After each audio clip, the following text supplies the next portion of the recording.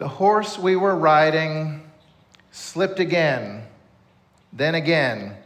Sand on that mountain gave way beneath us. I clutched my 4-year-old son closer. We were making our way up a mountain in Michoacan, Mexico, on our way to see the monarch butterflies, and it was supposed to be beautiful, but right then, it just felt risky, too steep, too uncertain. I wondered if I'd made a mistake, but then we reached the top and the view opened up. There they were. You can see them. The Oyamel fir trees shimmered in orange, every branch alive with wings, as if the forest itself had a pulse, a soft, living rain. My son looked up wide-eyed. He has always had a gift for reverence, for drinking in beauty. As for me, I could hardly breathe. What moved me most was not just the beauty, but the pang that came with it. Because I knew, even as I held him close, that this moment, this one moment, would not come again. These butterflies would soon die.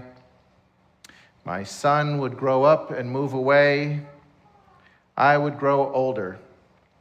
I wanted to freeze that moment. I wanted to stop time, to not let all that beauty slip out of my grasp.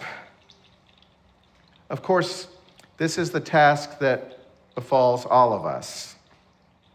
Mary Oliver puts it this way: to live in this world, you must be able to do 3 things: to love what is mortal, to hold it against your bones, knowing your own life depends on it, and when the time comes to let it go, to let it go.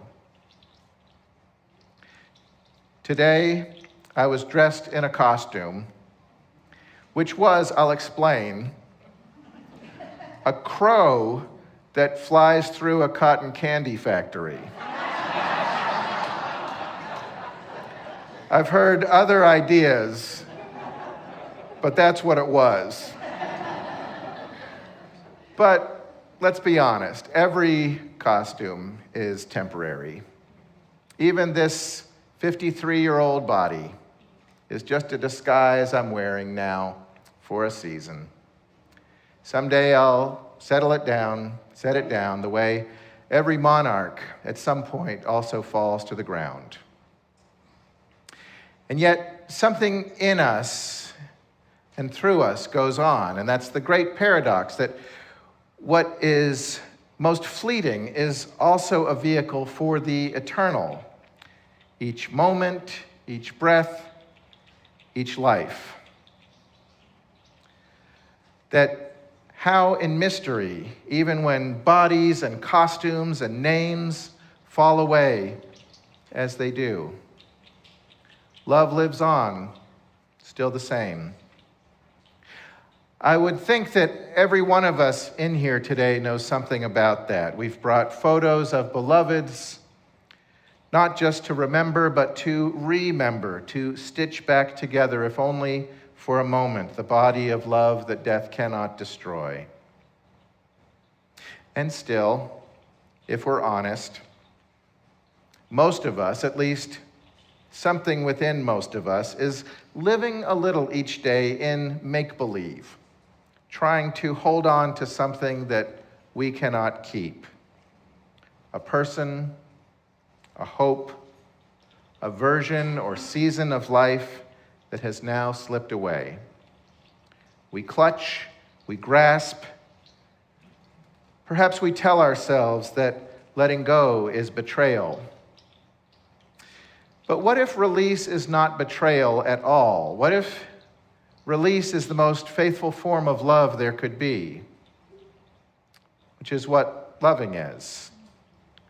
Everything ends, and that's not the tragedy. The tragedy, I think, is to live as though it doesn't. The tragedy is to live just apart, separate from reality, in that make-believe where we miss everything. So here is one way that reality works. Each autumn, a super generation of monarch butterflies is born. one that live 8 months instead of only 8 weeks, long enough to travel thousands of miles down from Canada to the Oyamel forest in Michoacan. And there they hang like orange lanterns through the winter. When spring comes, they begin the return journey north, lay their eggs, and then die. Their children will complete what they began and continued. No single butterfly makes the whole migration, and yet the migration endures. Some people say now for 20,000 years since the end of the last ice age. Others say up to 1 million years. The migration endures. Death does not stop the journey. It just changes who it is that is carrying life forward. To me, that sounds like what I can understand of whatever God is, not a being beyond the world, but the pattern within it. You might call it the way, that wisdom embedded and pulsing in the world. The butterflies remember without remembering. They find their way home because the way knows the way. And we too, I think, are creatures of the same divine remembering. The sacred, as I know it, doesn't protect us from endings, but reveals itself through them. The way knows the way. So this morning, how much are you trusting what I'm calling the way in your life? And where are you in your life clinging or grasping to what you can't keep? The Buddhist teacher Pema Chodron says, impermanence is a principle of harmony. When we don't struggle against it, we are in harmony with reality. What would it look like to put yourselves and your life into harmony with impermanence?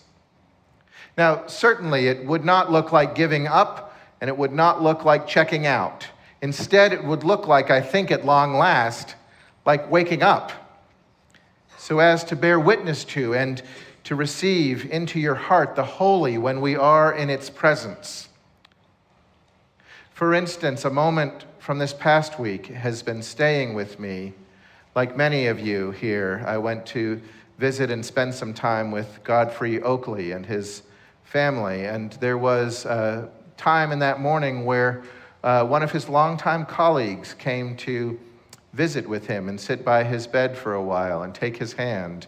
And this was a colleague and, in fact, a friend with whom he had shared many years, decades, and you could see the admiration and all of the history in the brief words that were shared. And yet, as this friend turned to go, having said his goodbye for the last time to his friend, in his eyes, yes, was sorrow, but there was something else too. That light that won't dim, that love that never goes out. All these words that we say, that's what I saw there too, as if this friend had been a pilgrim to the banks of a great river, the river of Godfrey's life, and was not leaving and going back out into the world empty-handed, but instead carrying something of this life back out into the world. When we meet moments awake, when we show up to each other and to our own lives, when we stop clinging and can trust that the way knows the way, we have made ourselves over into worthy vessels, I think, of the divine. And only then, with those soft hearts, can we truly carry one another.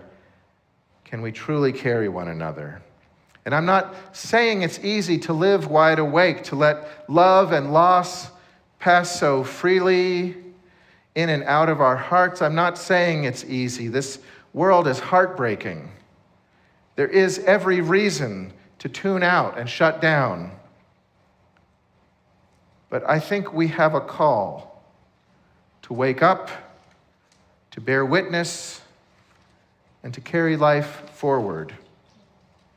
I think that we are part of the same pattern that carried the monarchs south from Canada and that will again and again, year after year. I think that we are part of the same river of love and generosity that when he received a terminal diagnosis with less than a year to live, Warren Zevon decided that he wanted to create a gift of a song. Keep Me a While in Your Heart, that you heard today, that would live on beyond him, that his loved ones could carry. I think we are part of that same pattern that threads your grandmother's laughter now through your own. The way knows the way. We do not live to outlast our love. We love so that something larger might outlive us. If somewhere along the way things got too hard for you and you let your heart close up some, or let your skin get so thick that you've gotten walled off from life, I honor what happened, what you lost, and what you needed to do to keep yourself safe at that time. And I can't promise that this is a safe world or that you won't be hurt again. At the same time, each moment that you keep yourself separate from this passing life, from this moment and that, it comes at a cost not only to you, but also to us all, who are looking to you as a companion on this ancient journey in the time we still have. This is not only about comfort or companionship, it's about legacy, about what your life will leave. There are lives out there this morning starving for your loving presence. So many hearts in this world have shut down and scabbed over. This world is too much grasping, too much clinging, too much grief that has calcified into anger. There are people who are responding to the reality of mortality by padding their resumes, by building statues to themselves, by denying life and what's real. Yes, that's what I'm talking about. A spiritual problem, not a political one.